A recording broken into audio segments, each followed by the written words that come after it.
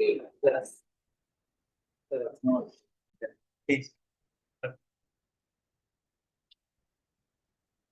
Sí. ¿Estamos? Sí. Ya Bueno, buenas estamos. tardes. Bienvenidos a todos, a todas, a este evento. Gracias por estar. Soy Joaquín Sánchez Mariño, soy periodista, voy a moderar el panel, la masterclass, que es parte de un evento de la Escuela de Gobierno del Austral, institucionales que nacen en el 2015 y hace actividades de investigación, docencia, formación de personas y transferencia. Y en materia de relaciones internacionales, cuenta con formaciones tanto a nivel de grado como de posgrado, investigación y difusión a través de sus centros y núcleos de estudio. Y este evento es parte de las actividades de la Escuela de Gobierno, que muchas gracias por invitarme a participar. Yo no soy tanto del mundo académico, así que intento disminuir al lado de ustedes, pero bueno, podré saber ocupar mi lugar. Obviamente el 28 de febrero, luego del ataque coordinado entre Estados Unidos e Israel, a Irán cambió, ¿no? No podría decir para siempre el mapa geopolítico, cambió la región, fue una de las cuestiones que vamos a hablar hoy, si cambió la región para siempre, si estamos hablando de un reordenamiento mundial a partir de lo que pasó, si cambió el rol de Irán en Medio Oriente. Hay un montón de preguntas que eh, no sé si tienen respuesta, pero seguramente tienen abordajes posibles. Y para analizar un poco la magnitud de lo que está sucediendo, la masterclass de hoy tiene a tres profesores de la Escuela de Gobierno que abordarán distintas dimensiones de esta situación. Primero, Said Yaya, profesor y director de la licenciatura de Ciencia Política y Relaciones Internacionales y del Núcleo de Estudios de Medio Oriente de la Universidad Austral, y va a exponer sobre el contexto general del conflicto y sus dimensiones políticas y estratégicas, evaluando los distintos escenarios posibles que se abren a partir de este enfrentamiento. Luego, Sofía Alcarrí, profesora y directora de la Maestría de Relaciones Internacionales y del Centro de Estudios de Gobernanza Global de la Universidad Austral, va a exponer sobre las implicancias geoeconómicas del conflicto en el orden internacional más amplio. Y luego Luciano Huelnaga, profesor y director del doctorado de Ciencias Políticas y del Centro de Estudios en Asia de la Universidad Austral, analizará el rol de China en la región a través del prisma de la política exterior china. Va a ser primero una exposición de cada uno de ellos y luego de eso vamos a hacer algunas preguntas, tratar de hacerle algunas inquietudes que seguramente van a surgir a partir de las presentaciones y después vamos a abrir espacio a algunas preguntas de aquí de los que están presentes y también los que están de manera virtual pueden en el chat incluir algunas preguntas que vamos a tratar de incorporar. Sin más, empezamos con Said, te invito al escenario y te lo doy.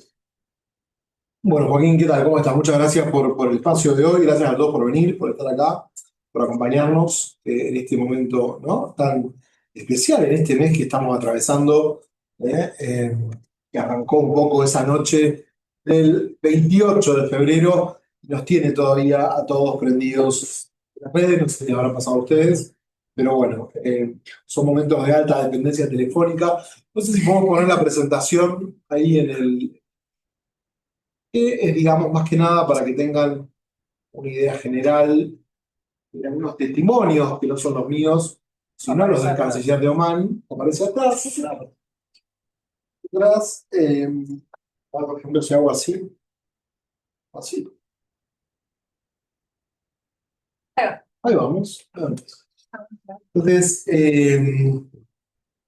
bueno, la verdad es que, miren, el día 27, el jueves 27, por la tarde, hice una entrevista con CNN, muy optimista. Me preguntaban, bueno, ¿cómo ven el panorama? Y yo les decía, la verdad que muy bien, muy bueno. Las negociaciones en Ginebra de la última semana han sido muy favorables para los Estados Unidos. Eh, eh, Según las declaraciones provenientes de la propia fuente del gobierno de Omán que está mediando la cuestión, Irán habría aceptado desmantelar su programa nuclear, no así el programa balístico, ¿no? Habría que seguir negociando. Había, por supuesto, un desplazamiento de tropas estadounidenses en la región. Faltaban 10 días para que venza el ultimátum de Trump. Entonces, la verdad que el panorama era muy positivo, ¿no? Y estas son declaraciones que ven ahí del mediador. O sea, el mediador lo estuvo ahí en su propia casa, pero en Mascate, en 2 ocasiones, a los negociadores estadounidenses e iraníes, en su propia casa, en Mascate, y esta tercera ronda había sido en Ginebra. La semana posterior, que nunca sucedió, el lunes se iban a reunir los equipos técnicos en Viena, y el miércoles o jueves no estaba definida, iba a ser la segunda y última sesión de cierre en Mascate, ¿no? A ver, en Ginebra. Entonces, fíjense el tono del mediador, ¿no? Se encuentra con el vicepresidente Vance, el progreso alcanzado, estoy muy agradecido, compromiso, progreso decisivo, la paz está ahí. No es un comentario de Axios, es el tipo que estuvo ahí presente en las negociaciones, ¿no? Qué bueno sentarme en el programa con Margaret Brennan y explicarle, ¿no? Lo que se viene, zero stockpiling, comprehensive verification, peacefully, permanently. Let's support the negotiators. Impresionante. Yo estaba subido a este tren, hasta que me levanto el día viernes 28 con un montón de mensajes en mi celular, el sábado. Me levanto con un montón de mensajes en mi celular y descubro que, se estaba llevando adelante un ataque coordinado entre Estados Unidos e Israel sobre Irán. Ahí tenemos el comunicado de Pete Hegseth, esa noche, ¿no? La noche del día 28, cuando Trump comienza una serie de bombardeos selectivos. No voy a ir al detalle de cada cuestión, pero bueno, en ese contexto va a morir el líder, va a ser asesinado, el líder supremo, Ali Khamenei, que ya tenía 86 años, ¿no? Cualquiera que piense que no había una hipótesis de recambio con un líder de 86 años que llevaba casi 40 años en el poder, bueno, está errado o no ha profundizado lo suficiente. Que en 2024 Khamenei se reunió con la asamblea de expertos a puertas cerradas y le dijo: vamos a acordar una lista de 3 posibles sucesores. ¿Quiénes les parece que podría ser? Es decir, el mismo Khamenei ya había comenzado a dialogar con la asamblea de expertos la posibilidad en torno a su sucesión, no de 1, de 3. Armemos una terna. Dijo, bueno, si no está este, puede ser el otro. Era impensado que descabezando el régimen el efecto iba a ser el mismo que en Venezuela, cuando hay una red burocrática militar tan profunda en Irán, fruto de más de 50 años de revolución, ¿no? Y acá tenemos algunas declaraciones, ¿no? Declaraciones del presidente Trump diciendo: miren, ya está el 5 de marzo, hoy es, perdón, hace 20 días, ¿no? Miren, they have no Navy, no Air Force, no detection of air, it's all wiped out, ¿no? O sea, no hay armada, no hay fuerza aérea, no hay detección en el aire, no, hemos borrado todo, borramos la fuerza de los radares, su fuerza militar ha sido diezmada, todo lo que le queda es el aguante, es decir, ¿no? Lo único que tienen para perder, ¿qué es? Es the guts, ¿no? Ahí le pidió a Dana si puede mover la filmina. Ahí va, otra más. Ahí está. All they have is guts, ¿no? No tienen nada para perder más que eso. Bueno, la verdad es que este ataque fue muy distinto al ataque que encaró Bush, que tampoco fue un gran estadista, pero por lo menos contaba con el apoyo del Congreso, de las 2 cámaras del Congreso, y un apoyo en torno al 80% de la población americana para llevar adelante, norteamericana, para llevar adelante ese ataque. Es decir, la invasión a Irán no es igual a la invasión a Irak, sucedida 23 años antes, aunque los motivos sean los mismos, ¿no? Lo que nos vendieron, lograr un cambio de régimen, ¿no? El apoyo está en torno al 27%, algunos dicen en torno al 48%, bueno, poner al 48%, ¿no? Pero en general no hay un gran apoyo a estas medidas, ¿no?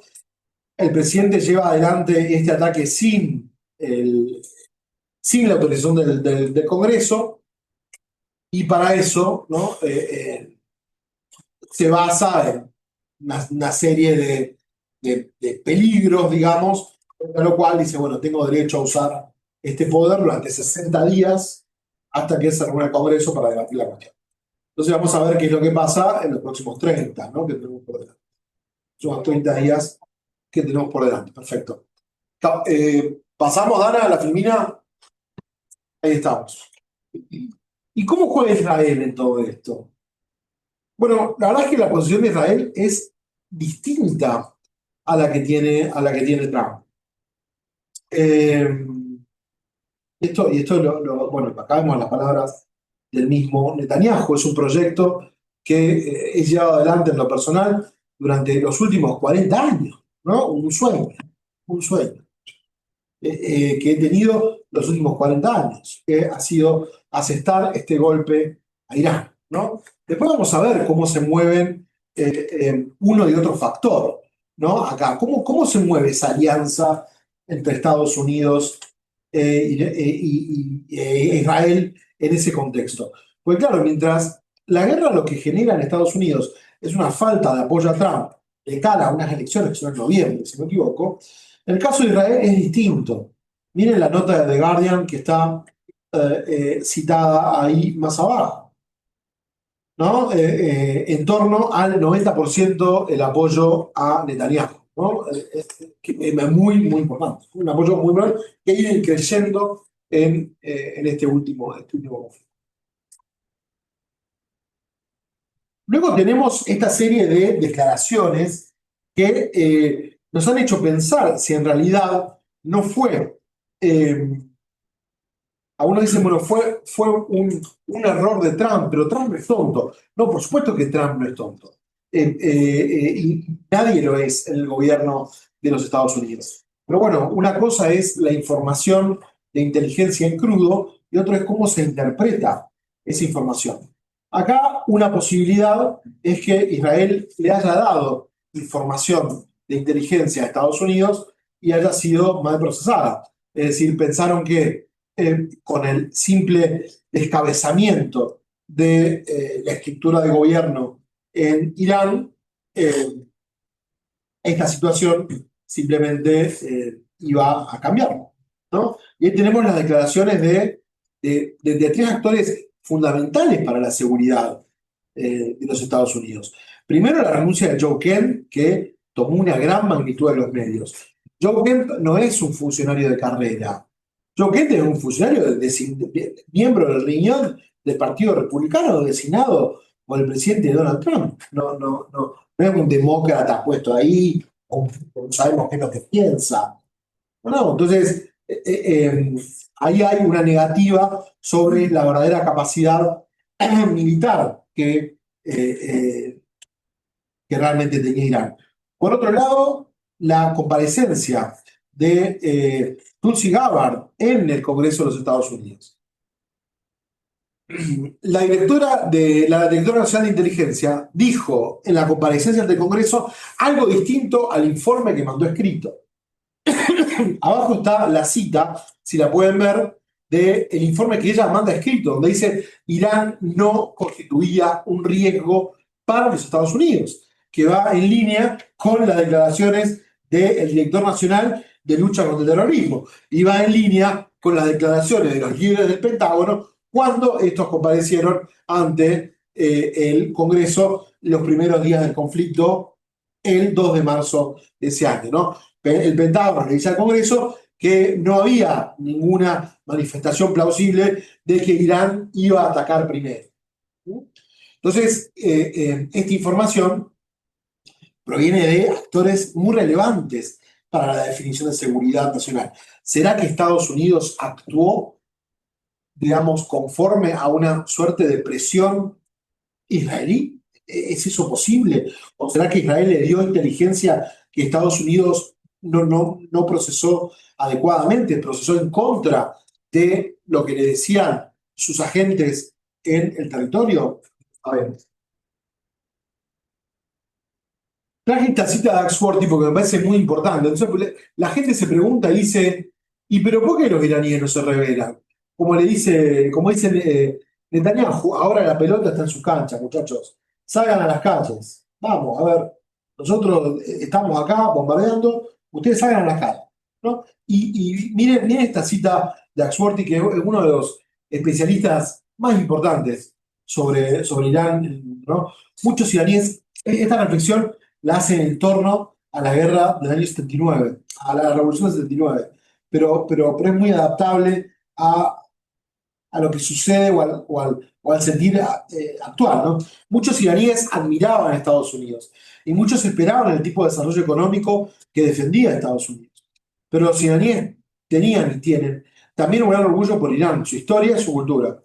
Ver que la historia y la cultura intentaba dejarse de lado en su propio país no fue nada fácil para ellos. Y esto nos puede explicar un poco también cuál es el sentir general de los iraníes en torno a este conflicto. Si pensamos que vamos a convencer, digamos, a los iraníes de unirse a Occidente, bombardeando escuelas y destruyendo su economía, bueno, probablemente no sea el camino más adecuado.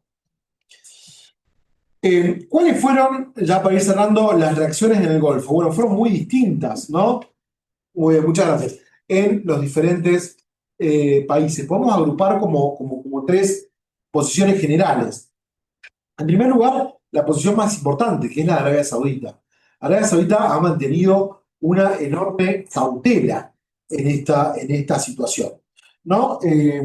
¿Por qué? Y porque fue un poco el que estuvo atrás de estas negociaciones nucleares promoviendo que Estados Unidos no ataque Irán, ¿no? Decisión que finalmente no se respetó, no se tomó. ¿Por qué? Porque probablemente es el que mejor entendía cuáles iban a ser las consecuencias regionales de ese ataque. Entre ellos, el posible resquebrajamiento del bloque. Bahrein y Estados Unidos, Bahrein y Emiratos Árabes, perdón, son los países que primero reaccionaron, rompieron relaciones diplomáticas con Irán. En el caso de Estados Unidos, al segundo o tercer día de la guerra, Bahrein nunca había restaurado las relaciones diplomáticas que habían sido rotas en 2016. Y por otro lado, la postura, digamos, más moderada, más cuestionadora, que es la que tuvieron Kuwait, Qatar y Omán, diciéndole, bueno, ¿por qué? O sea, ¿por qué hemos sido nosotros también fruto de ataque cuando hemos sido los países que siempre le han tendido una mano a Irán, ¿no? En este caso. En general, la reacción ha sido la de mesura.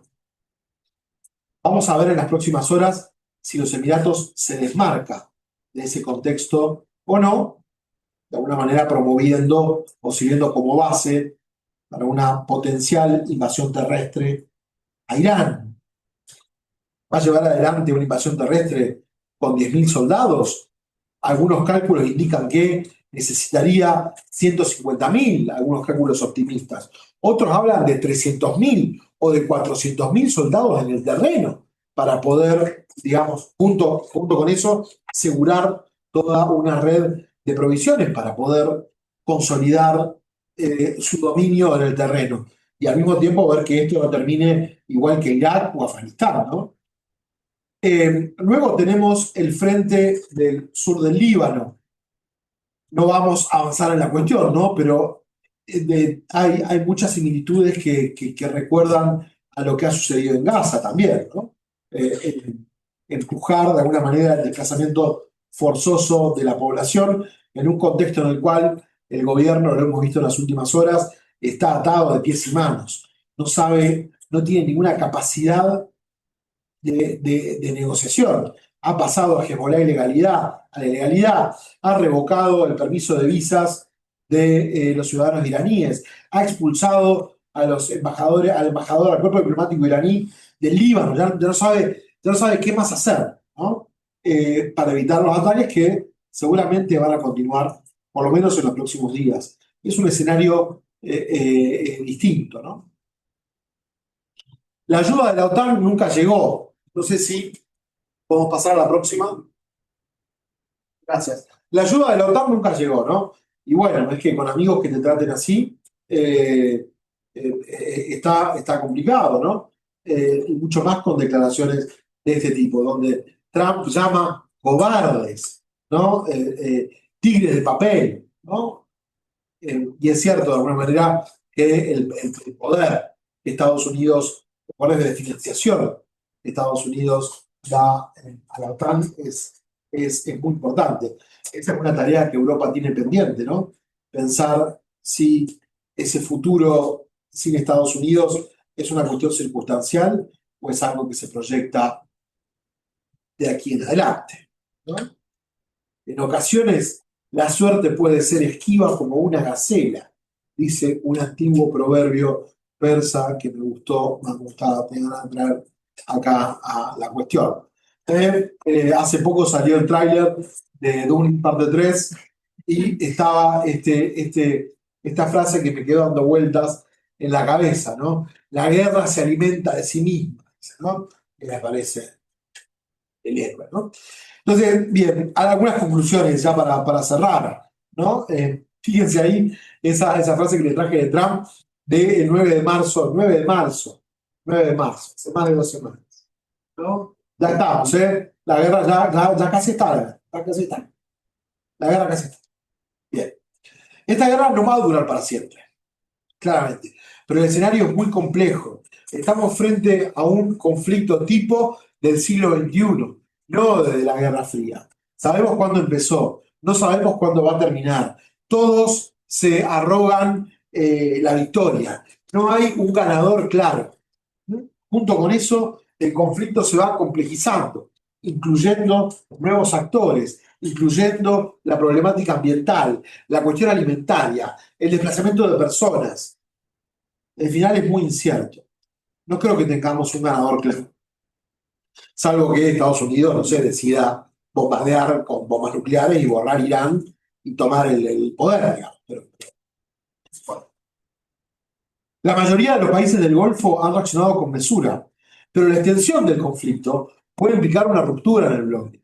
¿Arabia Saudita va a permitir esto o finalmente va a decir no, nos reservamos el derecho y vamos a atacar Irán junto con los Estados Unidos e Israel? Esto constituiría al mismo tiempo un golpe fuerte para la imagen de Arabia Saudita frente al resto de los países árabes y musulmanes. ¿Qué va a hacer? Está frente a una decisión muy importante: conservar su autonomía o ir junto a Estados Unidos. En Irán, el menú de posibles interlocutores es peor, claramente peor que el que había antes.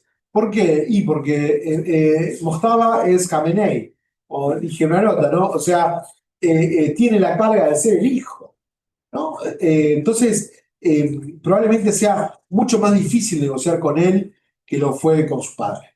Y fruto de eso, lo que hemos visto es que, digamos, esa fatua o ese acuerdo, compromiso oral que tenía Ali Khamenei de que los misiles no iban a superar los 2.000 kilómetros, hace poco se tiró uno en Diego García, creo que fueron como 3.700, 3.800 kilómetros. Bien, bueno, este viene recargado, ¿no? Se tiene el peso de los primeros meses en el poder, donde tiene que asentarse en una estructura en la cual el poder militar, la otra vez estaba en un panel con unos colegas que hablaban sobre la teocracia, la teocracia, la teocracia. Sí, en lo superficial sí, en lo discursivo sí, pero acá tenemos que entender que hay una burocracia militar que es la que tiene el sartén por el mango. Pezeshkian tiene un perfil moderado. ¿Qué margen de maniobra tiene? Nula. Nos olvidamos de eso. Trump finalmente debe detener el conflicto para evitar una catástrofe doméstica o mostrarse dispuesto a todo. Ahora dice, bueno, vamos a arrancar, vamos a llevar adelante una invasión terrestre. Para eso vamos a desplegar a 2.500 marines. Bueno, ¿qué tomará? ¿Alguna isla? Porque 2.500 marines está muy lejos del cálculo de 150.000 soldados que se necesitan para tomar el terreno. Bueno, ¿será que hará eso, no? Esto va a tener consecuencias en el vínculo con Israel. Si Estados Unidos decide acabar con el conflicto, y ahí tenemos una diferencia, ¿no? Tenemos a Netanyahu diciendo vamos hasta el final, y tenemos a Trump diciendo la guerra terminó. Y ahí, ¿cómo va a haber una conciliación entre los aliados? Bueno, Israel ha demostrado tener creciente autonomía en el margen de su política exterior con respecto a Estados Unidos, pero nunca lo había demostrado con Trump. Eso va a ser una novedad si lo vemos. Es decir, si continúa la guerra de la mano de Israel sin que continúe Estados Unidos en el conflicto. Bueno, quedan muchas puntas abiertas. Ahora Sofía seguramente va a retomar algunas y así vamos a ir hilando este ovillo hasta que lleguemos, ¿no?, a la parte final de ver si esto será realmente parte de una disputa global mucho mayor o no. Muchas gracias.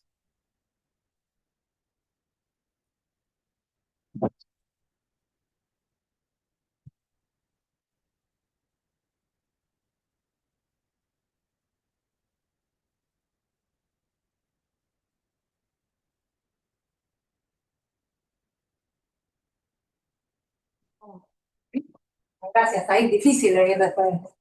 Con esa elocuencia. Gracias realmente por ilustrarnos sobre el contexto. Ahí venía siguiendo justamente esta negociación, diríamos, no diría minuto a minuto, pero venía realmente siguiendo lo que estaba sucediendo. Y a mí me toca hablar sobre las implicancias económicas y comerciales de la guerra. Y básicamente hay 4 grandes puntos que me gustaría hacer. Lo primero es hablar del contexto general a nivel comercial. Lo segundo es hablar sobre el estado de situación a hoy, lo cual fue difícil, porque esto es realmente minuto a minuto. Se da cuenta que el conflicto está activo justamente cuando te cuesta hacer un estado de situación que esté realmente actualizado. Vamos a hablar de los efectos directos e indirectos y algunos elementos a futuro. Para empezar, me gustaría comentarles lo siguiente, que es una cuestión general que enmarca un poco la discusión, pero que me parece que es importante hacer.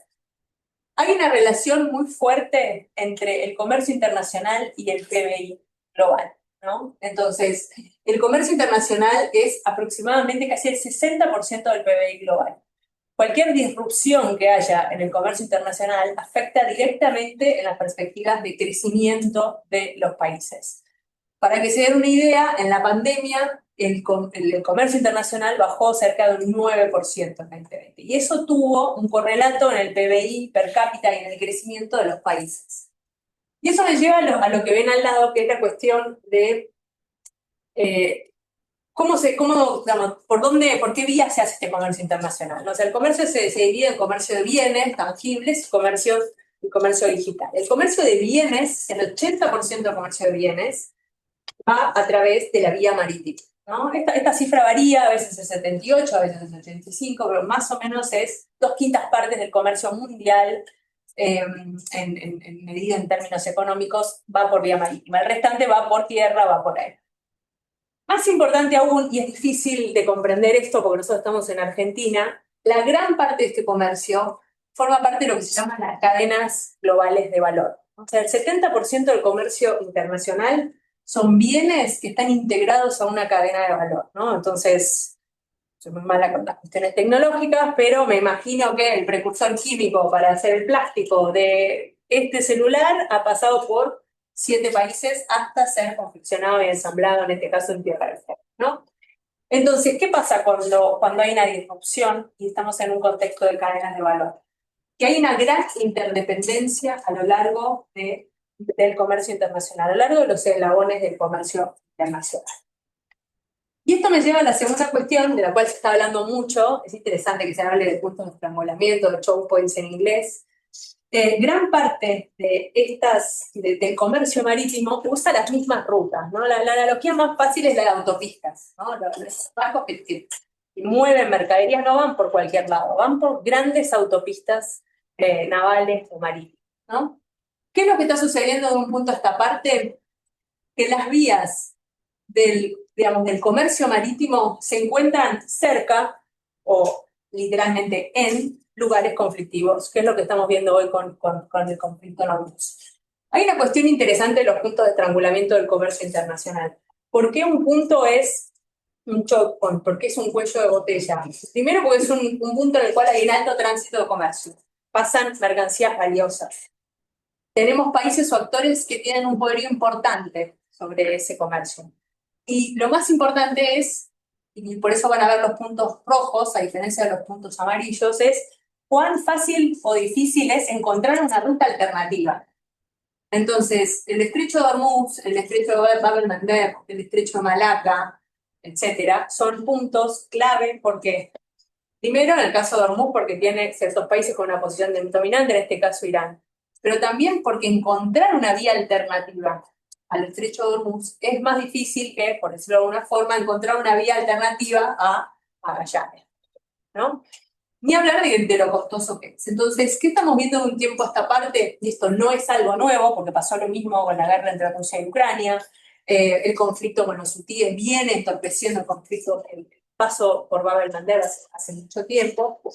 Realmente lo que tenemos es un solapamiento entre las vías marítimas y los puntos de conflicto a nivel internacional. ¿Qué pasa hoy en Hormuz? Y me gustan estos dos gráficos, son del orden mundial, que probablemente muchos conozcan, es una página española. A la izquierda tenemos, en esos cuadrados, tenemos el porcentaje del total mundial que representa el gas y el petróleo producido por cada uno de esos países, ¿no? Entonces vemos como Irán tiene alrededor del 6% del gas, de la producción de gas a nivel mundial, un poco más de la producción petrolera. Arabia Saudita tiene una posición muy importante en producción de petróleo a nivel mundial, una posición nada menor en gas. En el caso de Qatar, por ejemplo, y eso es algo de lo que vamos a hablar en un ratito, tiene una gran producción gasífera a nivel internacional, ¿no? Ahora bien, ¿cómo salen estas mercancías? ¿Cómo salen estos bienes? Y ahí tenemos lo que ven acá en el cuadro, en la imagen de la derecha, ¿no? Lo que vemos es que los yacimientos de gas, de petróleo, GNL, básicamente siguen todos el mismo camino para salir, tanto desde Kuwait, como desde Emiratos, como desde Bahrein, como de Irán, ¿no? A través del estrecho de Hormuz. Y lo que ven, interesante, lo que ven en celeste, si lo llegan a ver, son las bases militares estadounidenses. Entonces podrán apreciar que básicamente tenemos yacimientos muy importantes de gas y de petróleo, tenemos plantas de refinamiento muy importantes y tenemos bases americanas, todas en el mismo lugar. Y eso explica un poco la importancia de cómo este conflicto pasó, no diría de 0 a 100, pero sí de 20 a 100 de manera muy rápida. Obviamente, ¿qué es lo que está sucediendo hoy en el estrecho de Hormuz? Y esto sí es un poco minuto a minuto. Hay toda una discusión sobre si el bloqueo es, a ver cómo decirlo, ¿es un bloqueo físico o es un bloqueo virtual? ¿No? Creo que la mejor manera para definirlo ¿es de libre circulación el estrecho hoy? No. Irán está decidiendo quién pasa o quién no pasa. Hoy hay cerca de 800 buques de los dos lados del estrecho esperando para cruzar. ¿Quiénes están cruzando? Hay algunos países que están cruzando ese estrecho, algunos buques, mejor dicho, hay algunos buques cuyo cargamento va de destino a ciertos países que están logrando cruzar ese estrecho, de la India, de Pakistán, de China. Hay ciertos países que están pudiendo hacer esas negociaciones o esas excepciones. Y al día de hoy, esto sigue de hoy, Irán básicamente lo que declara es que los barcos no hostiles, entonces los barcos que no estén afiliados ni con Israel, ni con Estados Unidos, ni con los países que ayudan a esos países, son libres de pasar. Pero la realidad es que no hay muchos barcos que estén sucediendo, porque eso me lleva a la otra cuestión, que es la cuestión, parece una cuestión menor, pero no lo es en lo que tiene que ver con el comercio marítimo, que es la cuestión de los seguros. Nadie quiere asegurar, nadie quiere asegurar el paso de esos buques, ¿no? Entonces, básicamente está cerrado virtualmente. No es que hay hoy un cierre físico, pero la realidad es que hay muy pocos buques que están cruzando, se cuentan con los dedos de dos manos a esta altura, y obviamente esto lo que hace es dejar fuera del mercado a gran parte de la producción que ocurre en estos países. Esto me lleva a la segunda cuestión importante, que es casi tan importante como lo de Hormuz, porque nosotros creo que hoy la cobertura de las noticias está más enfocada en qué está pasando en el estrecho, que obviamente es algo muy, muy visual, ¿no? ¿Qué está pasando en el estrecho? Su nombre lo indica, es un lugar relativamente angosto, con 3-4 vías navegables, etc. Pero más importante a largo plazo, creo yo, es la cuestión de la degradación y el daño a la infraestructura que esta guerra en sus menos de 30 días ha generado. Acá pueden ver, este es un mapa del New York Times de hace 2 días, donde ustedes pueden ver cuáles han sido las plantas, los puertos, los depósitos y los campos de producción petrolífera que han sido targeteados en lo que va de esta guerra. Muy parecido a lo que Said mostraba hace un ratito. Y acá obviamente hay infraestructura que está severamente dañada en Irán, por supuesto, ni hablar, en Qatar, principalmente esa estructura que tiene que ver con el gas, en Arabia Saudita. ¿Y cuál es un punto central de esto? Y es que va a tardar en recuperarse esta infraestructura. No son cosas que se puedan, cuando hablamos mucho de resiliencia. Bueno, la resiliencia en la industria petrolera de gasífera no es de un día para el otro. No se va a reconstruir un ducto o una planta de almacenamiento en 12 meses, ¿no? Entonces, eso lo que hace, creo yo, es agravar el impacto de la guerra. Cierto, los efectos y a los impactos directos, indirectos y globales, ¿no?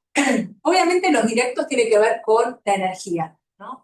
Y ahí hay 2 cuestiones que me gustaría señalar. Por un lado está la cuestión, y es clave pensar a dónde va el gas y el petróleo que se producen en Irán y en el Golfo, ¿no? Ahora vamos a hablar de eso y Luciano en un ratito también va a hablar de esto, ¿no? Es importante cuando hablamos de energía, cuando hablamos de oferta de energía, entender que esto afecta el precio, pero también el abastecimiento, que son 2 cosas, diría yo, que son bastante distintas. Hoy lo que estamos encontrando es, en primer lugar, un recorte del abastecimiento. O sea, no te voy a mandar ese petróleo, ese gas, no importa lo que me pagues, no te lo voy a vender. Entonces ya estamos viendo recortes, por ejemplo, Aramco, que es una de las principales compañías petroleras de Arabia Saudita, ya anunció recortes para abril. Ya les dijo a sus compradores, no va a llegar el cargamento, no lo esperen porque no va a llegar, ¿no? Y la segunda cuestión, que también es importante, que no solamente hay un tema de abastecimiento, sino hay un tema de precios, ¿no? Esto es algo de lo cual se está hablando mucho, que es del precio del petróleo Brent, ¿no? Se usa como un proxy de lo que es el precio del petróleo. Hoy, al cierre de esta edición, estaba más o menos en $97 por barril. No sé si hay apuestas en las cargas sobre eso. 110. 110. ¿Dónde estaba en febrero? Esto es hace un mes y monedas. Estaba alrededor de 60, de 62, ¿no? Y hoy está pisando los 100. Estuvo más arriba, luego bajó. Digamos, eso que ven ahí, digamos, esos picos, esas cumbres y bajadas, tienen que ver con los anuncios que van haciendo Trump, que va haciendo Dan, ¿no? Hay todo un juego con el mercado de futuros, ¿no? De más está decir, y por ahí lo nombró también, que esto es fundamental para los países del Golfo, para Arabia Saudita, para Irán, son países que viven de esto, ¿no? Entonces, esto realmente es fundamental, no solamente para los compradores, sino también para los que ven. Ahora, si uno lo mira en una perspectiva más amplia, a los últimos 3 años, lo que vemos, estamos acá en 97, pero vemos que estamos lejos del pico histórico más reciente que van a ver en esa flecha, que tiene que ver con la invasión de Rusia a Ucrania, ¿no? Ahí fue una crisis muy parecida en el sentido de que afectó el mercado de la energía de una manera muy potente. En ese momento llegó el máximo casi a 120 dólares por barril. Estamos todavía lejos de ese precio, pero es probable si el conflicto digamos, continúa, se pueda llegar a ese pico. Eso me lleva a la segunda cuestión, que también tiene que ver, se habla mucho de petróleo, pero el gas y el GNL o LNG en inglés es una cuestión también central. Por Hormuz pasa cerca una quinta parte del gas y del petróleo a nivel mundial. Esto es importante, lo que tiene que ver con el GNL, sobre todo para la producción de energía en muchos países, especialmente de Asia. Una cosa que no dije y que ahora por ahí Luciano va a hablar es a dónde va este petróleo y a dónde va este gas, ¿no? La respuesta más sencilla es casi arriba del 80% del petróleo y el gas que se produce en el Golfo y en Irán va a Asia, ¿no? Este es el desglose, esto es de The National, que es un diario de noticias árabes. Este es el desglose para el caso de petróleo. Como verán, 37% va a China, un 15% a la India, 12% a Corea del Sur, un 11% a Japón, 3% a Europa y después al resto de Asia, ¿no? Países como Filipinas, como Tailandia. Hay algunos países de Asia que son productores, obviamente, como por ejemplo Malasia o Brunei, pero hay otros países que son importadores netos. Cuando les digo importadores lo utilizan para la electricidad, ¿no? O sea, en este momento ya hay racionamiento de electricidad en ciertos países de Asia. Y esto me lleva a la otra cuestión que quería compartir respecto a los efectos indirectos, ¿no? Más allá del precio de la energía, más allá del abastecimiento de la energía, los efectos indirectos son preocupantes, ¿no? ¿Por qué? Porque el precio de la energía y la posibilidad de acceder a la energía afecta insumos o bienes industriales, afecta el precio de los alimentos a través de los fertilizantes, cerca del un tercio de los fertilizantes a nivel mundial también pasan por el estrecho de Hormuz, porque muchos que ver con el gas, sobre todo, combustible de aviones, ¿no? También afecta a la movilidad. Entonces, esto es, los efectos indirectos son muy importantes. Y como estamos en un mundo que es interdependiente, en donde hay ciertos precios que son internacionales, esto nos afecta a nosotros, ¿no? Hoy, por ejemplo, antes de venir acá, leía la noticia de que por ejemplo, la urea, que es un fertilizante, en Argentina ya subió 40% de precio. Y es el 40% de los fertilizantes que se usan en Argentina. Y subió un 40%. Entonces, digo, los efectos sobre el precio de los alimentos pueden llegar a ser drásticos. Y esto me lleva a la cuestión de los efectos a nivel global, ¿no? ¿Qué puede pasar? Por ahí más no va a pasar hoy, pero sí, si esto se mantiene, puede llegar a pasar a lo largo del tiempo. Por un lado, un aumento de la inflación. Lo podemos vivir acá, lo podemos vivir en otros lugares, una bajada o un reajuste de las perspectivas de crecimiento de los países. Y por supuesto esto puede llegar a tener problemas, puede llegar a generar problemas de política doméstica, sobre todo lo que tiene que ver con el precio de los alimentos, está muy estudiado, ¿no? Las crisis políticas a nivel doméstico tienen que ver, o muchas veces están relacionadas con necesidades básicas que no están satisfechas, y el precio de los alimentos obviamente tiene que ver con. Para cerrar, hay algunas cuestiones que me gustaría compartirles, que por ahí son más de fondo y después obviamente abierta a intercambiar sobre esto. Lo primero, obviamente, es que la guerra de Irán está generando y va a seguir generando efectos que son de una magnitud considerable. O sea, nos tendríamos que estar preparando para algo similar a lo que vivimos con la guerra de Rusia-Ucrania y o con la pandemia, de acuerdo al tiempo, ¿no? La principal variable es el tiempo. Ahora voy a hablar un poco de eso.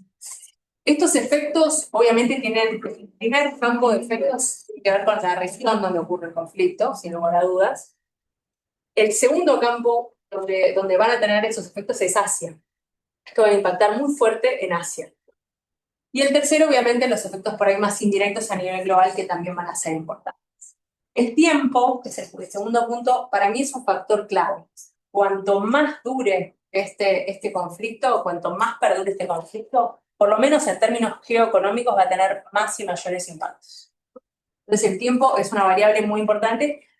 Creo que Donald Trump está de acuerdo conmigo, por eso ahora decidió que quiere cortarlo ya, por los efectos económicos, ¿no? Pero no digo, pero digo, la realidad es los efectos que puede llegar a tener un cierre del estrecho de Hormuz por los próximos 3-4 meses pueden llegar a ser mucho peores de los que hoy estamos, ¿no?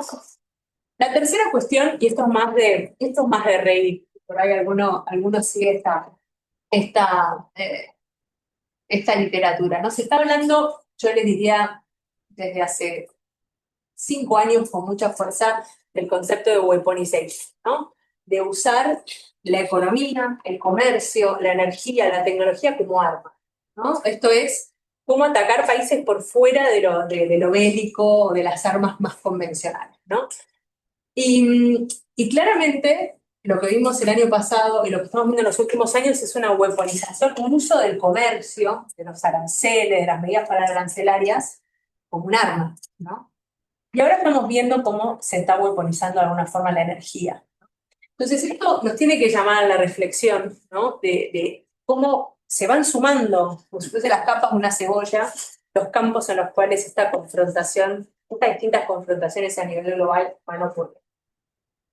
Lo cuarto es la reconfiguración del comercio internacional y las cadenas globales de valor. Esto es algo que venimos trabajando bastante acá en la universidad, y es que por los mapas que les mostraba al principio, esta cuestión del recrudecimiento de los conflictos y estos conflictos que afectan a la globalización, que afectan al comercio internacional, hay una reconfiguración de las cadenas globales de valor y del comercio internacional. Lo que se llamaba nearshoring, friendshoring, tiene distintos nombres, pero reconfiguración del comercio internacional. ¿A dónde se están moviendo las empresas? A países más cercanos a los centros de consumo, por eso se mueven a México. A países más afines, por eso Apple produce su iPhone en la India, no lo produce más en China. Están diversificando.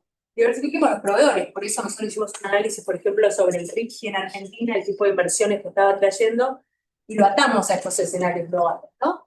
Muchos de los inversores que eligen invertir en Argentina también están en esta estrategia de diversificación. Tenemos también países o empresas que están subiendo en la cadena de suministro. Por ejemplo, Brasil, Petrobras, la petrolera brasilera, reabrió y está reconstruyendo 2 plantas de fertilizantes que tenía cerrada, una la tenía cerrada, otra la está haciendo de cero. ¿Y por qué lo está haciendo? Porque quedó muy vulnerable después de la invasión de Rusia y Ucrania en lo que tiene que ver con el precio de los fertilizantes. Entonces decidieron ir subiendo en esa cadena de suministro. Y para terminar, esto presenta para mí desafíos y oportunidades para Argentina, aunque suene medio utilizado. Por supuesto que hay una oportunidad en la venta de hidrocarburos. Hace poco salió, ayer o hoy salió publicada la noticia de que le vamos a exportar GNL, que le estamos exportando GNL a la India. Por supuesto que esta es una oportunidad para nuestros productos agroalimentarios, sin lugar a dudas es una oportunidad. Pero a la vez, obviamente, hay desafíos, ¿no? Porque tenemos puntos vulnerables. Importamos gran parte de nuestros fertilizantes, gran parte de nuestros socios comerciales están en Asia. Entonces, una recesión o una caída del PBI en Vietnam o en China o donde sea, nos puede llegar a afectar de manera negativa. Y por supuesto, esto nos puede afectar en lo que tiene que ver con la inflación, ya más en la política doméstica, ¿no? Las consecuencias globales, cuando uno las baja a la política doméstica, puede hacer al gobierno argentino, por ejemplo, que se ralentice la meta de bajar la inflación. Bueno, muchas gracias.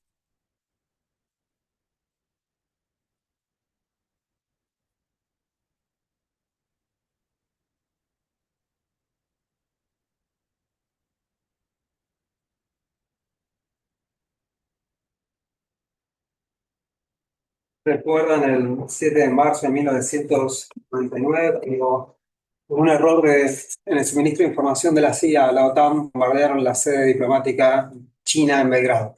¿No? No sería un buen momento como para que haya un suministro de información.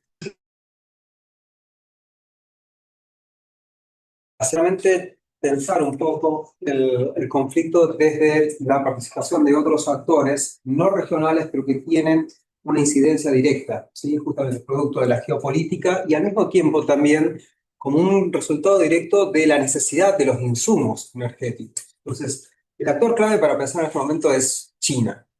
Y para pensarlo, lo primero que quería charlar un poco con ustedes es el tema de cuáles son las características de la política exterior china, como para pensar cómo se va a definir ese posicionamiento de Beijing en la actualidad. Entonces, el primer punto a tener en cuenta es cómo entre 1989 y el año 2026 se acentúa el uso de la negociación. Una de las primeras preguntas que me gusta hacerle a mis alumnos en la maestría de Relaciones Internacionales es, en los últimos 30 años, ¿en cuántas guerras recuerdan ustedes que ha participado China? Quedan todos. Automáticamente la pregunta que sigue es, ¿en cuántas guerras o conflictos ha participado Estados Unidos? Entonces, más allá de cómo valoramos la cuestión, lo cierto es que el rol de China ha traído cierta estabilidad al sistema internacional, en contraste a la política hegemónica de Estados Unidos, sobre todo en lo que han sido las 2 administraciones de Trump. Segundo punto, y esto es central para entenderlo, China abandonó su política de esquemas rígidos de alianzas. ¿Sí? China no tiene alianzas. De 1993 en adelante lo que China tiene son asociaciones o relaciones estratégicas, concentradas en el eje económico, financiero y no en el militar. No son alianzas contra terceros países, no tiene alianzas defensivas, ¿sí? Entonces, esto también hay que tenerlo en cuenta para pensar si China tiene o no una alianza defensiva con Irán. El tercer punto es que China ha rechazado tanto el negacionismo político como económico, porque justamente lo vincula directamente a lo que fue ese siglo de decadencia de China. Por lo tanto, busca cada vez estar más integrada, no solamente a la política internacional, sino también, y sobre todo, producto de su modernización económica, a la economía global. Se fortalece el uso de la diplomacia multilateral, es decir, China ha incrementado su participación sustancialmente en las organizaciones internacionales y sobre todo esto también como consecuencia de su incorporación a la Organización Mundial de Comercio en diciembre del 2001, que por cierto es consecuencia de ese atentado que sufrió la sede diplomática. Estados Unidos tuvo que ceder el acuerdo bilateral que le permitía el ingreso a Beijing a este organismo internacional. Y se afirma el pragmatismo político, ¿sí? Una cuestión central, más allá de la ideología comunista que tiene China, el pragmatismo político que tiene para llevar adelante su política exterior. Se profundiza su integración en la economía global, decíamos recién, y dos puntos centrales que tienen que ver con las características de la política exterior de China es, en primer lugar, el principio de una sola China y su defensa irrestricta por parte de la política exterior de China. Por lo tanto, todos los acuerdos o comunicados que firma con diferentes países del mundo buscan consolidar la aceptación de ese principio, que nos lleva directamente a lo que es el conflicto con Taiwán. Y en segundo lugar, los 5 principios de coexistencia pacífica que China propone en sus vínculos con las diferentes naciones del mundo. Respeto por la soberanía política e integridad territorial, no agresión, no injerencia en asuntos internos, igualdad soberana, coexistencia pacífica. Concretamente, en lo que es este conflicto de Irán, China entiende de que los 5 principios de coexistencia pacífica han sido violados por Estados Unidos y por Israel. Es interesante pensar la política exterior de China en Medio Oriente en términos de sus relaciones diplomáticas. Vamos a marcar 3 grandes etapas. La primera va del 49 a 1971, que es cuando China logra establecer relaciones diplomáticas con la mayoría de los países árabes, no va a tener relaciones diplomáticas con el Estado de Israel. Y en este periodo también se vincula mucho a lo que es el rol de China en ese tercer mundo, ¿no? De la mano de Mao. A partir de 1971, que se produce el cambio de representación en Naciones Unidas, China despliega, ¿sí? Vuelve a ocupar el en el Consejo de Seguridad y por lo tanto despliega una diplomacia multilateral mucho más ecuménica. En este sentido vamos a ver cómo se acelera el establecimiento de relaciones diplomáticas con la gran mayoría de los países de la región y Medio Oriente no escapa. Sí, el 16 de agosto de 1971 China establece relaciones diplomáticas con Irán.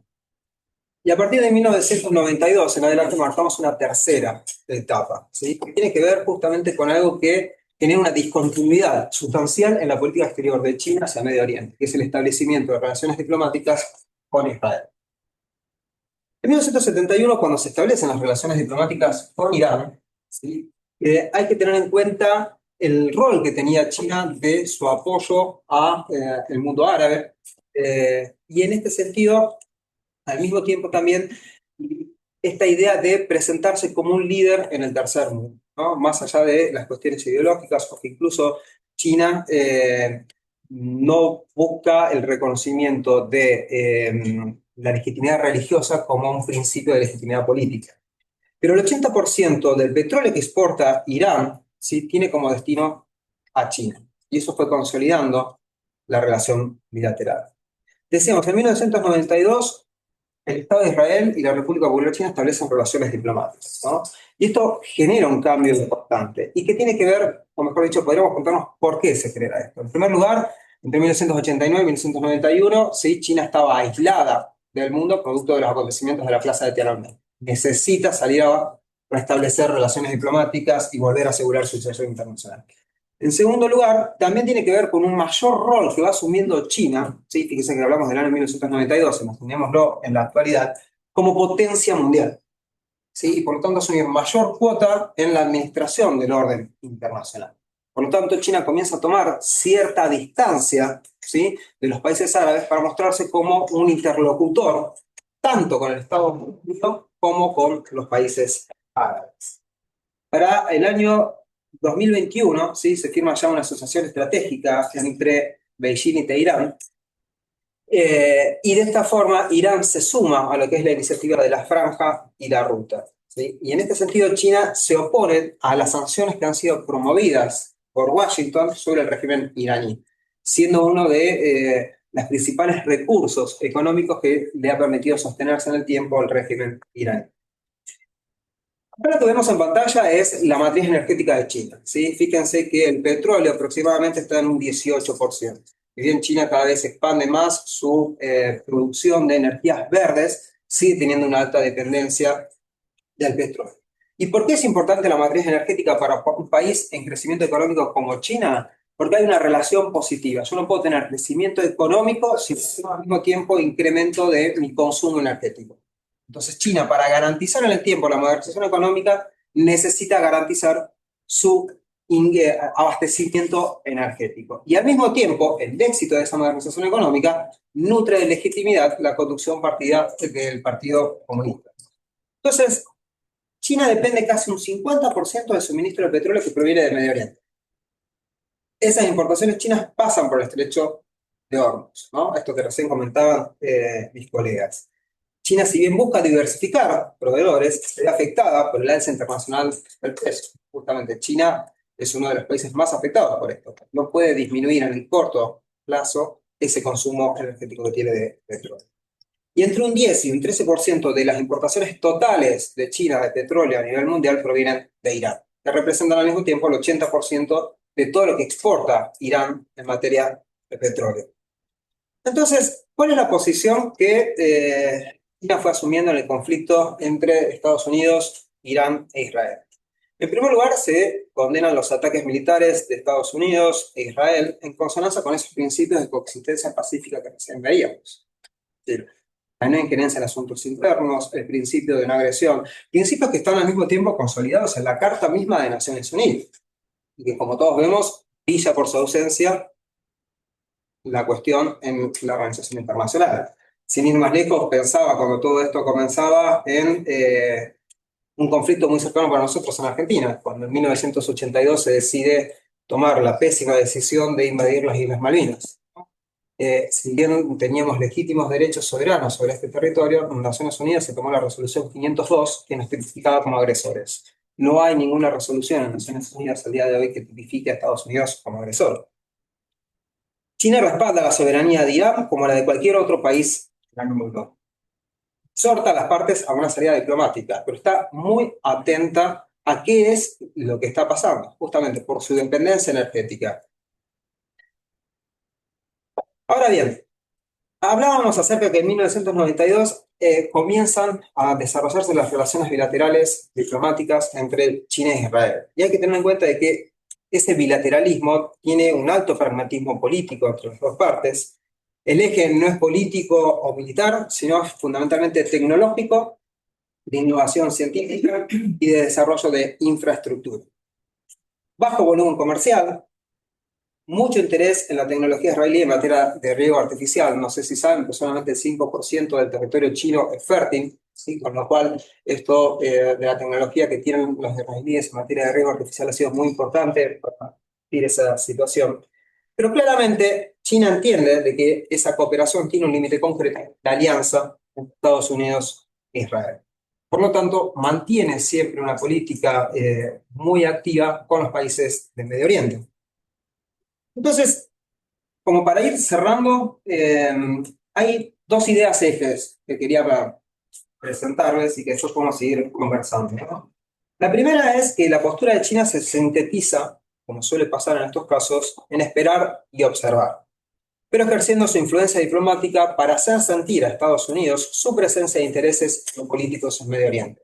¿Sí? Esto es un dato muy diferente a si pensáramos la política mundial hace 60 o 70 años atrás. ¿Sí?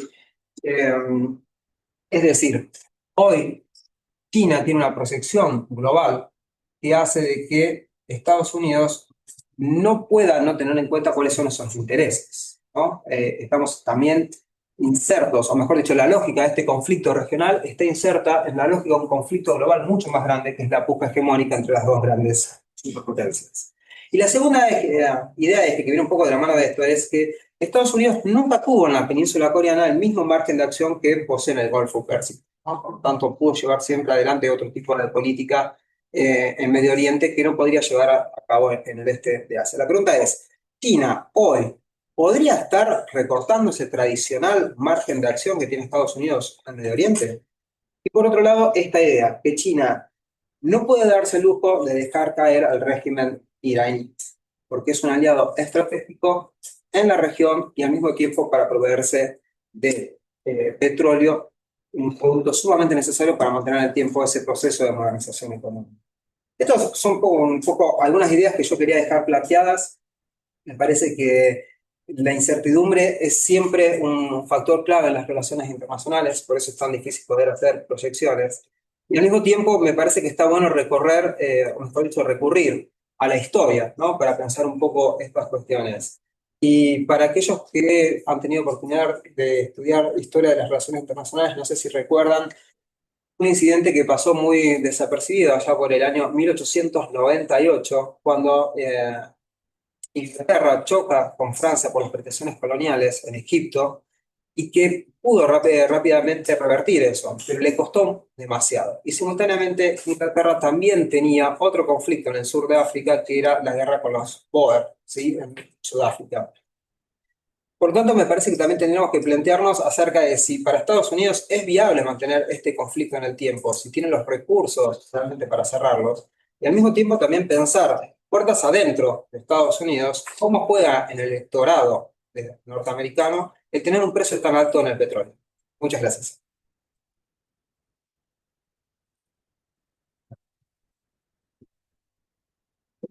No, gracias. Nos queda no tanto tiempo, así que por ahí hago unas pequeñas preguntas que van a requerir de estas breves, así damos la oportunidad a los presentes de hacer algunas preguntas. Ahí, yo le estaba por entrevistar a Said justo antes del 28 de febrero, teníamos una entrevista planeada que por cuestiones de agenda se suspendió y tuve la gracia de que quedáramos para entrevistarnos el 28 de febrero, o sea que el día que sucedió todo lo tuve en exclusiva. Y ese día pasó algo que cambió todo, ¿no? ¿Qué podría hoy, qué sería algo que cambie todo en el curso de esta guerra? ¿Existe la posibilidad de una rendición por parte de Irán?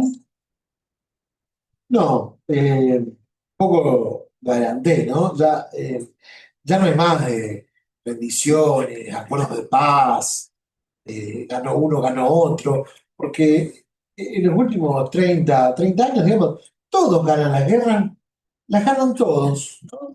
Las gana Israel, las gana Hezbollah, las gana Estados Unidos, ahora también Israel está ganando. Es un problema, digamos, de que perdemos claridad, ¿no? Claramente la primera víctima es la verdad.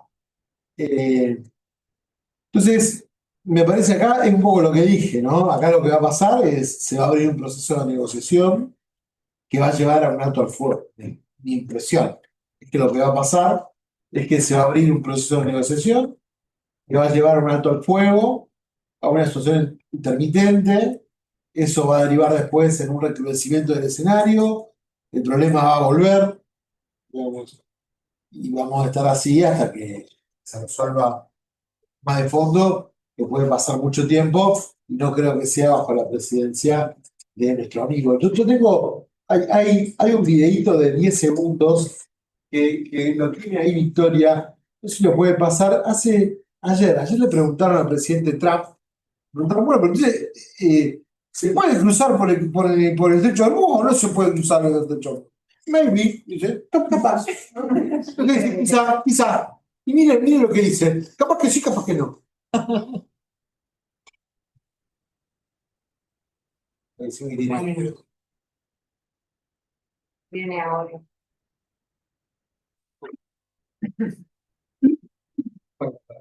Eh, Maybe me, Ayatollah, ¿no? O sea, capaz que lo manejo yo con el Ayatollah. quédense tranquilos. No, ya vamos a ver quién va a manejar el estrecho de Hormuz. Entonces, mi impresión es que hay una gran incertidumbre por el lado de Estados Unidos y eso me genera, si bueno, si Estados Unidos no tiene las cosas claras, estamos en un problema, ¿no? Dicen algunos que unos mal llevados. Hoy día, dirá mi abuelita que paz descanse. Dicen que él tenía una reunión prevista en Beijing para el día 30 de marzo y Trump quería caer con el tema de Irán resuelto ante Xi para decirle, bueno, mirá, ¿no? Bueno, casualmente la reunión se pasó 2 o 3 semanas, pero en las últimas horas se pasó para mediados de mayo, la reunión, para mediados de abril, me parece. Ah, bueno, eso puede ser otro signo de que no están todas las cuestiones bajo control. Y un poco, perdón, con esto cierro. La semana pasada pasó en un canal, no, pobre, me cruzaron con una persona que vivía en Dubái. Una persona que vivía en Dubái y decía, no, pero esto tiene que terminar. Estaba de acuerdo con esto. Tiene que terminar. Esto tiene que terminar porque acá hay todo un capitalismo, está toda una economía que está creciendo, que apoya al emprendedor, decía esta persona. Y bueno, y la gente confía en el Dubái. Yo tenía ganas de agarrar el micrófono, no lo hice, porque el tipo llevaba 7, 8 años ahí en Dubái. Yo tenía ganas de agarrar el micrófono y decirle, señor, mire, la guita de Vietnam se la llevaron a fines de los 60, principios de los 70 a los países árabes. ¿Usted se piensa que el capitalismo tiene una bandera que dice, no, somos leales? Los precios de las propiedades en Dubái en las últimas 2 semanas bajaron un 20%, la última vez que me fijé. Y bueno, o sea, creo que ese es el principal objetivo, me parece que tiene Irán, que es dañar la economía de la región, y me parece que esto va para mediano y largo plazo y va a generar heridas muy grandes, me parece, en la región, que va a hacer que le cueste mucho a Irán volver a reinsertarse en la región, lo que complejiza todavía más ese nuevo orden que me parece a mí fue parido el 7 de octubre del 2023, pero quedó a disposición. Me quedo como conclusión que estás mirando propiedades en Dubái. Y la siguiente pregunta, Sofía, es un poco encadenada. Viendo la capacidad de daño que tiene Irán a la economía mundial, por ahí sé lo que se le puede preguntar a alguien, pero ¿qué posibilidades crees que se le permita quedar a Irán con esa capacidad de daño, con ese control del estrecho, por ejemplo? Ya quedó demostrado, incluso Irán amenazó con llevar el barril a $200, no sé si es posible. ¿Qué, qué perspectiva ves de que Estados Unidos y sus aliados permitan, ¿no? Dejen a Irán con el mismo control que tienen hoy? Bueno, es una gran pregunta, es la pregunta del $1.000.000. Bien, con la propiedad no hay. Eh, a ver, yo creo que claramente Irán, esa es una de las cartas que tiene otras, y la está jugando a fondo. Porque hay algo que no dijimos eh, hasta ahora, pero que es muy importante. Nosotros, siempre que hacemos análisis de conflictos, lo que hay que pensarlo de esta forma es qué tipo de conflicto es este. Para Irán, este es un conflicto existencial. Este no es un conflicto de, bueno, a ver, voy a ver si conquisto tal. No, no, es un conflicto existencial. Mataron a su líder. Digamos, van a hacer todo lo que esté a su alcance. Entonces, me parece que la pregunta no es si van a usar esa carta. Para mí la respuesta es sí, van a usar, la están usando y la van a seguir usando a fondo. Hasta que alguien, de manera militar o de manera negociada, los convenza de no hacerlo. Y ahí la gran pregunta, y es la pregunta que se hace Trump, y ahí es que yo creo la discrepancia que hoy está habiendo entre Israel y Estados Unidos, es cuán a fondo vas en marcarle esa línea roja a Irán, ¿no? Y ahí los objetivos que persigue Estados Unidos y Israel en esta guerra son distintos, ¿no?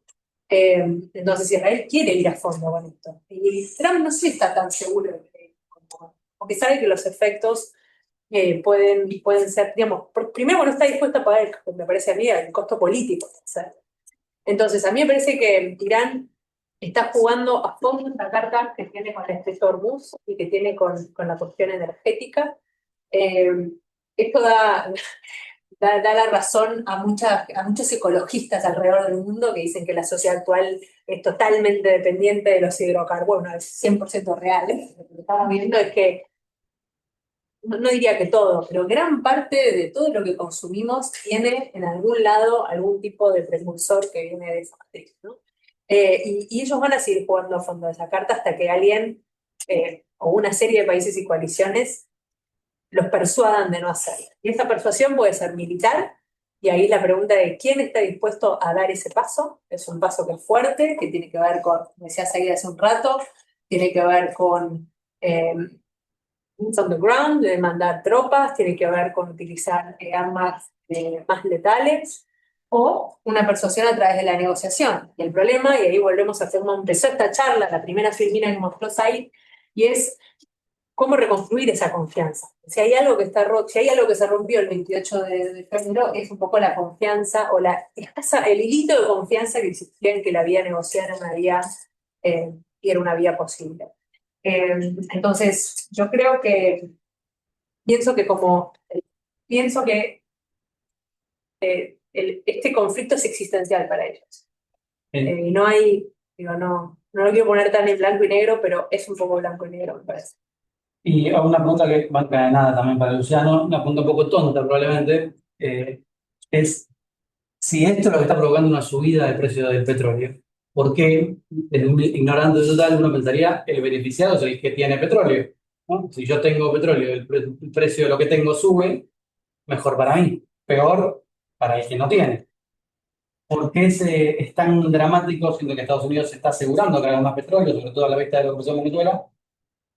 ¿Por qué es tan inconveniente? ¿Es tan inconveniente para Estados Unidos que suba el precio del petróleo? ¿Por qué para los países del Golfo es tan inconveniente? Porque te sube el precio para el consumidor ya, digamos. Sí, obviamente esto beneficia a los países, Rusia, Estados Unidos, bueno, Argentina que tiene gas, pero a la vez te afecta porque aumenta el precio de la inflación, el precio para el consumidor. Y esto lo encadeno con Luciano porque digo, está la teoría de que subió Trump, de que todo lo que está haciendo Trump desde su nuevo mandato es contra China. Hay quienes dicen, esta campaña militar, aunque no lo parezca, también es contra China. ¿Puede interpretarse esto de ese modo? A medida que se consolida más China como gran potencia, la relación con Estados Unidos se vuelve más simétrica, ¿no? Por lo tanto, surgen más tensiones. China también se siente con mayor capacidad para disfrutar ese liderazgo nacional. No tengo una respuesta concreta, pero por ejemplo, a mí sí hay algo que me hace mucho ruido, y que tiene que ver un poco con el factor Venezuela, que no lo pensaría tan lejos de lo que pasa con Irán, ¿no? En primer lugar, creo que el mundo está también un poco antes del 27 de febrero, cuando vimos cómo Estados Unidos se metió en Venezuela y sacó manera de Estado, ¿no?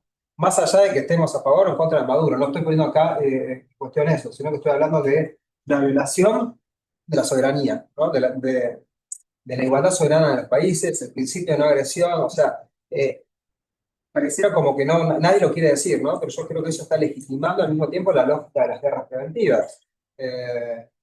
Por otro lado, justo Venezuela, que el 90% de sus exportaciones van a China y son de petróleo, y ahora Irán, ¿no? Entonces, creo que más allá de la estrategia concreta que tiene Estados Unidos de mantener su presencia en el Golfo Pérsico, creo que claramente la política que está llevando adelante Trump tiene que ver con cortar suministros de abastecimiento energético para China y de otros insumos necesarios para Venezuela. Muy vinculado a lo que ha sido la expansión en la última década y media de esta iniciativa de la franja y la ruta. Digo, perdón, pero o sea, en relación a lo que estaba comentando con el tema del Twitter, damos los parches y que Trump fuera el último argentino, digamos.